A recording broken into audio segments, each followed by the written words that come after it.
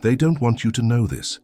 For over a century, this revelation has been locked away in the private journals of Helena Blavatsky, accessible only to the highest initiates of the theosophical movement. What happens to the souls of history's greatest monsters? Where do murderers go after death? What cosmic fate awaited Hitler's consciousness when his body died in that Berlin bunker? The truth is far more complex and terrifying than any religion has dared to tell you. This is the secret knowledge that powerful institutions have desperately tried to keep hidden from humanity since Blavatsky first received these transmissions from the Mahatmas. They know that once you understand the 7 destinies of dark souls, everything you've been taught about divine judgment falls apart. And once you see through that illusion, their control over your spiritual understanding ends forever. Born in 1831 in Ukraine, Helena Petrovna Blavatsky was no ordinary mystic. From early childhood, she possessed psychic abilities that terrified her family. What few know is that her extraordinary gifts came from many lifetimes as an initiated priestess in ancient Egypt, Tibet, and even Atlantis before its fall.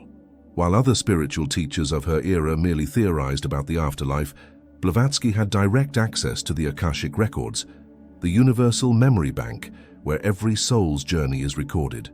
Unlike Edgar Cayce, who could access these records only in trance, Blavatsky maintained conscious awareness during her explorations of these higher realms. Throughout her life, one question tormented her more than any other.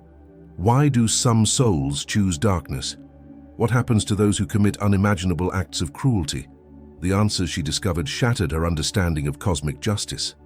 The system revealed to Blavatsky by the masters was far more sophisticated than the simplistic heaven-hell binary taught by conventional religions. Instead of eternal punishment, she witnessed what she called the 7 planes of consequence, dimensional realities where souls experience the precise vibrational frequency they created through their earthly actions. At the core of this system is what Blavatsky termed the mirror of karma, a state where the soul doesn't merely face judgment, but experiences firsthand the totality of suffering it inflicted upon others. This mirror isn't punishment, it's the ultimate teaching tool. The universe doesn't seek vengeance, it seeks understanding. Every act of cruelty we inflict on another is ultimately inflicted upon ourselves, not as retribution, but as the only path toward true comprehension of our divine nature. The cosmic law is perfect in its precision. What you've done to the least among you, you've done to yourself.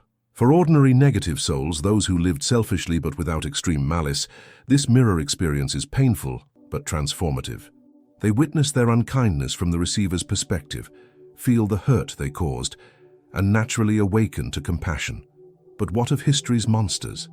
What of dictators who ordered millions killed? What of serial killers who delighted in torture? For these souls, Blavatsky discovered something far more harrowing: the gray zones. These are not hell realms of fire and brimstone, but something arguably worse: dimensions of absolute isolation, so far from divine light that the soul experiences a kind of cosmic solitary confinement. In these gray zones, the most malevolent souls face the ultimate spiritual challenge: complete separation from the divine source, surrounded only by the emotional imprints of their own making. No demons torture them. They need none. Their own consciousness becomes both prison and prisoner. Blavatsky's most controversial revelation concerned Hitler and other history-defining tyrants. According to her vision, these were not ordinary souls experiencing their first brush with darkness. They were ancient consciousnesses who had followed a path of power and dominance across many incarnations. In her most private journals, Blavatsky described witnessing Hitler's previous incarnation as a high priest in late Atlantis, where he had been part of a secret order that corrupted sacred technologies for purposes of control and domination. The same soul pattern has incarnated repeatedly, seeking power through manipulation of mass consciousness. From which city are you watching this? I'd be fascinated to know how far this hidden knowledge is spreading. Comment below with your location so I can track how widely these revelations are reaching. What makes Hitler's soul journey so significant in Blavatsky's revelation is that it represents an extreme example of what happens when a consciousness becomes completely identified with separation and domination. After physical death, such a soul enters what she called the chamber of reflection, a gray zone specifically tuned to their particular distortion. In Hitler's case, Blavatsky saw his soul encountering every single death he caused, millions of experiences of fear, pain, and heartbreak flowing through his consciousness. Yet unlike religious concepts of hell, this isn't eternal. The masters showed Blavatsky that even the most corrupted soul eventually reaches a breaking point, a moment when the illusion of separation can no longer be maintained. Remember, if this information resonates with you, please share it with others who seek deeper spiritual understanding. The algorithms try to suppress these ancient truths, but together, we can ensure this knowledge reaches those who need it. Perhaps the most shocking element of Blavatsky's vision was her description of how some extremely darkened souls have learned to manipulate the reincarnation process itself. In normal circumstances, the soul's journey between lives is guided by spiritual laws and higher beings who help direct the soul toward its next appropriate learning experience. But Blavatsky witnessed how certain ancient souls, including Hitler and others like him, had discovered techniques to partially circumvent this guidance system. They learned to choose their time, place, and even parents for rebirth, selecting conditions that would allow them to continue their agendas of power and control. More disturbing still, these souls often incarnate in groups, what Blavatsky called karmic cabals, souls who have been bound together through many lifetimes of shared negative actions. These cabals work in concert, often without conscious awareness of their deeper connections, to create systems of oppression and manipulation on Earth. If you've ever sensed that certain power structures in our world seem to operate with an almost supernatural coordination, Blavatsky's revelation explains why. Please hit the like button and subscribe if you want more of these hidden spiritual revelations that the power structures don't want circulating. Yet even for these most darkened souls, the universal law of return to love remains unbreakable. In what might be her most compassionate insight, Blavatsky revealed that all souls, even Hitler's, are ultimately destined for redemption. The journey may take eons by our understanding of time, but the masters showed her that even the most corrupted consciousness eventually reaches what she called the point of surrender, a moment when the soul can no longer sustain its illusion of separation from the divine whole. At this juncture, something extraordinary happens. The soul that caused immense suffering often becomes one of the greatest forces for healing in the universe. This is cosmic justice at its most profound, not punishment but transformation. The energy once used for destruction becomes equally powerful in its capacity for creation and healing. The masters revealed to Blavatsky that Hitler's soul would eventually, perhaps thousands of years in our future, become one of the greatest teachers of compassion this universe has ever known. This is the ultimate cosmic irony and evidence of divine wisdom. Those who have known the deepest darkness often become the most powerful channels of light. What does this mean for you? If you've been drawn to this hidden knowledge, it's not by accident. According to Blavatsky's understanding, many souls incarnate today are what she called bridge souls, consciousnesses who have taken on the sacred mission of helping to redeem these darkened entities. If you've always felt a mysterious calling to heal the world's deepest wounds, if you found yourself inexplicably drawn to understanding the nature of evil, if you feel an unusual compassion even for history's monsters, you may be one of these bridge souls. Your mission isn't to defeat or destroy these darkened entities, but to witness them with unwavering love. In the cosmic architecture Blavatsky glimpsed, your prayers, your compassion, and your refusal to give up on any soul, no matter how lost they appear, creates literal pathways of light through which even the most corrupted consciousness can eventually find its way home. This is why enlightened beings throughout history have taught us to love our enemies, not as a moral platitude, but as a precise spiritual technology. The final revelation Blavatsky received about these 7 destinies concerns our current moment in history. We are living, she was told, in a unique epoch when many of these ancient karmic patterns are reaching critical mass. The souls, who have been playing out patterns of domination across centuries, are incarnated now in unprecedented numbers, but so too are the bridge souls whose purpose is healing and transmutation. What we're experiencing isn't random chaos, but the acceleration of a cosmic drama, the final playing out of age-old patterns that must be resolved before humanity can evolve to its next level of consciousness. This is why you're seeing institutions of control fighting so desperately not to maintain their power. They sense at some deep level that their time is ending. The light you carry, simply by holding the awareness of these deeper truths, is more powerful than you know. Every act of genuine compassion, every refusal to demonize others, every moment you choose understanding over judgment, helps reconfigure the entire field of human consciousness. Now you understand why this knowledge has been kept from the masses. The idea that even the worst among us are ultimately redeemable, that the universe operates as a hospital rather than a prison, that love is the final law of cosmos. These understandings dismantle the entire control system built on fear of punishment and eternal damnation. Armed with this wisdom, you can never again be manipulated through spiritual fear. You become dangerous to those who would keep humanity divided against itself. You become a node of healing in the collective field. From which city are you receiving this transmission? Let me know in the comments, as I'm tracking how widely this ancient wisdom is spreading, despite attempts to suppress it. And remember, if this information has touched you deeply, consider sharing it with others who are ready for this level of spiritual understanding. Let me now reveal to you the specific 7 destinies Blavatsky witnessed for souls who commit terrible acts, pathways that differ drastically from religious concepts of hell, yet contain a higher justice beyond human comprehension. The first destiny is what she called the immediate mirror, a state entered by souls who committed harmful acts but retained some connection to their conscience. In this state, which begins moments after death, the soul experiences a complete replay of their life, feeling the impact of every action from the perspective of those they affected. For souls who murdered, this means experiencing their victims' terror, pain, and the grief of those left behind. This mirror experience isn't punishment, but education. The soul finally understands what it could not comprehend while identified with ego consciousness. Many souls awaken through this process alone, experiencing genuine remorse that propels them toward healing. The second destiny Blavatsky called the gray zone of reflection, a dimensional space where souls who caused severe suffering but aren't yet ready to face the fullness of their actions, exist in a state of emotional and spiritual isolation. Unlike hell, no external force torments them. They simply experience the inner emptiness and separation their actions created. Think of it as a cosmic waiting room, where the soul must sit with itself until it's ready for deeper truth. Hitler's soul, according to Blavatsky, entered such a zone where it continues to exist in a state neither fully conscious nor unconscious, wrapped in the energetic patterns of its own making.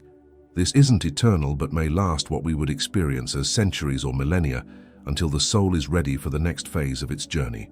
The third destiny is what Blavatsky termed fragmentation and adhesion, souls that become so identified with causing harm that they reject the mirror experience may temporarily shatter into fragments of consciousness.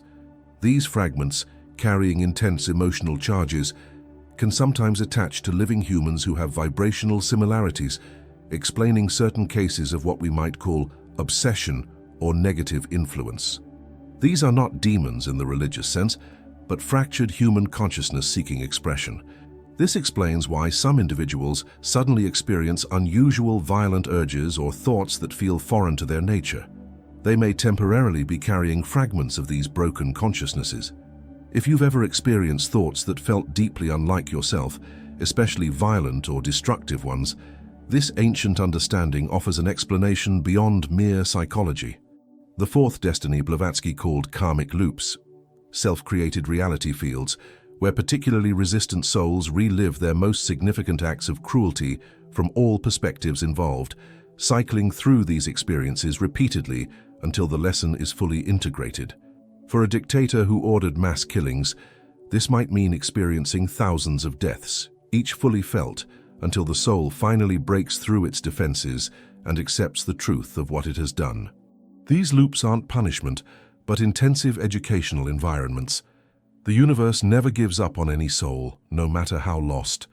Like a patient teacher working with a particularly resistant student, cosmic intelligence will create whatever experiences are necessary for the eventual breakthrough to understanding. If this knowledge is helpful to you, please consider subscribing so I can continue bringing these hidden truths to light, despite the algorithms that work against this type of spiritual revelation. The fifth destiny reveals Blavatsky's most controversial insight, what she called cosmic quarantine. Some souls become so dangerous to others that they are temporarily removed from the normal reincarnation cycle and placed in specialized dimensional spaces where they can harm no one else while undergoing intensive healing. These souls often include those who would be diagnosed in modern terms as psychopaths, those who derived pleasure from cruelty and lacked empathy entirely.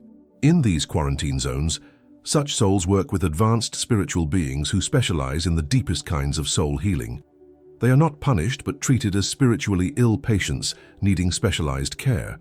Hitler's soul, according to Blavatsky's vision, entered such quarantine after his time in the gray zone, where it continues to receive this specialized attention from what we might call cosmic healers, advanced souls who have volunteered for this difficult but sacred work of rehabilitation, the sixth destiny Blavatsky termed supervised reincarnation. After sufficient healing in the non-physical realms, even very darkened souls eventually return to physical incarnation, but under careful supervision. Unlike their previous ability to manipulate the reincarnation process, these souls are guided into specific life circumstances designed to foster empathy and understanding. Often, they incarnate into situations similar to the suffering they once caused, not as punishment, but as the most direct path to developing the missing empathy. A soul who once ordered mass killings might be born into a region experiencing genocide.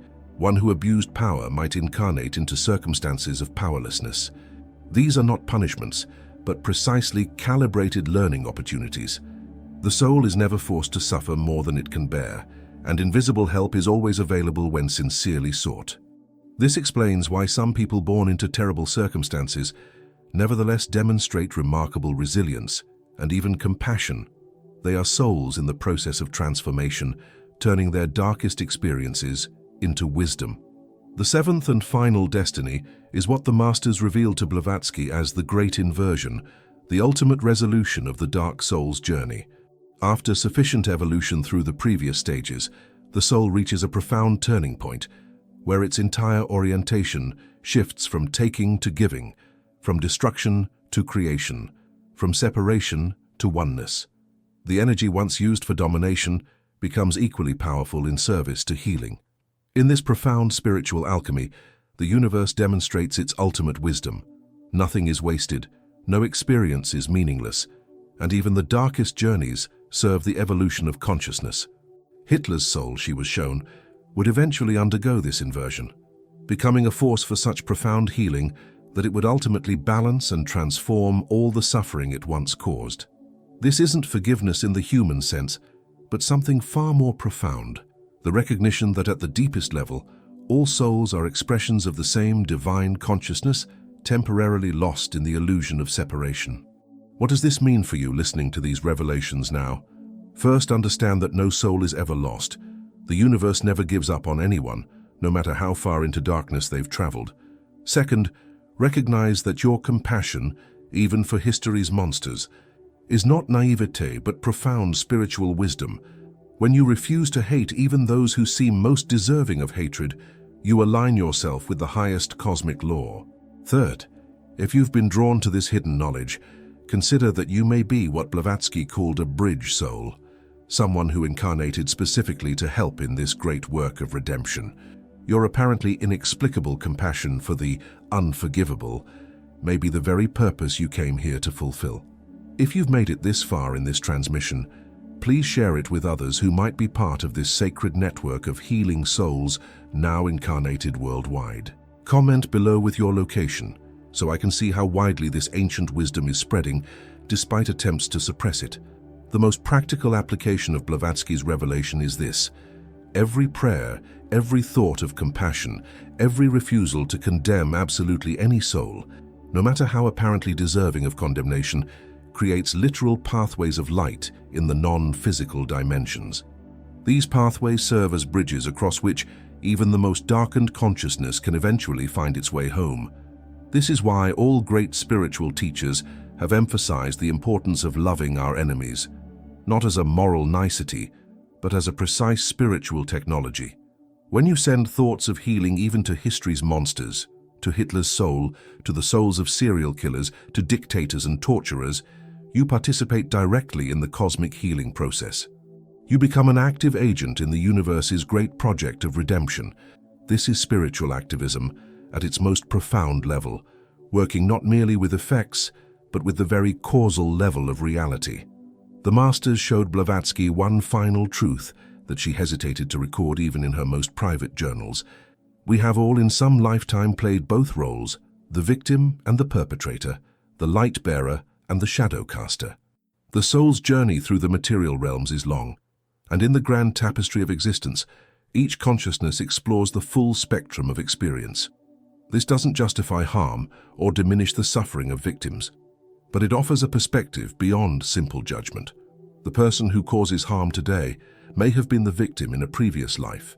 Today's victim may have been the aggressor in another time. This cosmic understanding doesn't eliminate the need for earthly justice. Indeed, consequences for harmful actions are an essential part of the soul's education, but it does transform how we view the purpose of that justice from retribution to rehabilitation. As we approach the end of this revelation, consider this final insight from Blavatsky's hidden teachings. What we call evil is not a force equal and opposite to good, but rather consciousness that has forgotten its true nature and become identified with separation. The universe contains no eternal hell, no irredeemable souls, no cosmic death penalty. It operates not as a court of judgment, but as a vast educational system designed to guide every fragment of consciousness back to the awareness of its inherent divinity. This understanding liberates us from fear-based spiritual paradigms and invites us into conscious participation with the highest universal laws. Every time you choose compassion over judgment, forgiveness over condemnation, you align yourself with these laws and become an active force for healing in the cosmic field. From which location are you receiving this transmission? Let me know in the comments as I track how widely this suppressed knowledge is spreading. In her final years, Blavatsky shared with only her closest disciples the ultimate truth about Hitler and souls like his. They are not enemies to be defeated, but wounded aspects of the collective consciousness in desperate need of healing. Just as you would not hate a delirious patient for the things they say in their fever, these souls act from a kind of spiritual illness, a profound forgetting of their true nature. The appropriate response is not hatred, but a clear-eyed compassion that neither excuses harmful actions nor condemns the essential soul. This is perhaps the most difficult spiritual wisdom to embody, particularly for those who have suffered directly from evil actions. Yet it is precisely this capacity, to hold both the recognition of harm done and compassion for the harm doer, that marks the most evolved souls. If you find yourself capable of this kind of compassion, know that it signifies substantial spiritual development from many lifetimes. The practical implications of these 7 destinies reach far beyond theoretical understanding. They invite us into a new relationship with the concept of justice itself. When we recognize that the universe already contains perfect mechanisms for soul education, that every action truly does return to its source, not as punishment, but as teaching, we can focus our earthly systems less on retribution and more on rehabilitation and healing. This doesn't mean abandoning accountability for harmful actions. Quite the opposite. It means recognizing that true accountability must include the opportunity for genuine transformation. Our prisons, our justice systems, our responses to even the worst crimes can be informed by this higher understanding of the soul's journey. Imagine a world where our approach to those who cause harm is guided not by vengeance, but by the recognition that each soul, no matter how lost, contains the spark of divinity and the potential for redemption. The Masters showed Blavatsky that we are now living in the time they called the Great Remembering, an era when ancient soul patterns are surfacing for final resolution. This explains the intensity of our current moment, with its polarization and surfacing of shadow aspects. What looks like regression is actually the necessary bringing to light of long-buried patterns so they can finally be healed. You who are receiving this transmission are part of this great remembering, souls who chose to incarnate specifically for this transformational time. Your work is not to judge the darkness, but to hold steady in your recognition of the light within all beings, especially when that light is most difficult to see. This is not spiritual bypass or toxic positivity. It's the clear-eyed recognition of the ultimate truth of all consciousness. If you feel moved by this understanding, please share this message with others who may be part of this global network of bridge souls now incarnating worldwide. Comment your location below to help me track how far this ancient wisdom is reaching, despite the algorithms that try to limit its spread. What Blavatsky ultimately learned about Hitler's soul and those like his challenges our deepest assumptions about cosmic justice. These souls are not cast out of divine love, but are held within it even more tenderly precisely because of how far they have strayed. Like the prodigal son of biblical teaching, the return of the most lost soul creates the greatest celebration in the spiritual realms. This doesn't erase the suffering caused. Indeed, that suffering must be fully accounted for in the soul's journey back to wholeness. But it reveals a universal compassion, far beyond human understanding, a love so complete that it never abandons any fragment of consciousness, no matter how deeply lost in darkness.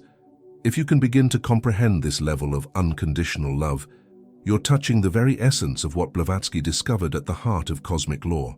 Now you understand why these teachings have been suppressed. They dismantle religious control systems built on fear of eternal punishment. They undermine political ideologies that depend on demonizing opponents. They challenge our very human tendency to divide the world into good guys and bad guys. They ask of us a spiritual maturity that transcends simple moralism and embraces the complex, challenging truth of universal redemption. But most dangerously for systems of control, they locate spiritual authority not in external institutions or figures, but in the direct knowing of the soul itself. Once you understand that even Hitler's soul is on a journey toward redemption, you can never again be manipulated through spiritual fear. You become spiritually sovereign, aligned with universal law rather than human interpretations of it. If this understanding has value for you, please subscribe so I can continue sharing these suppressed spiritual truths despite the algorithms that work against them.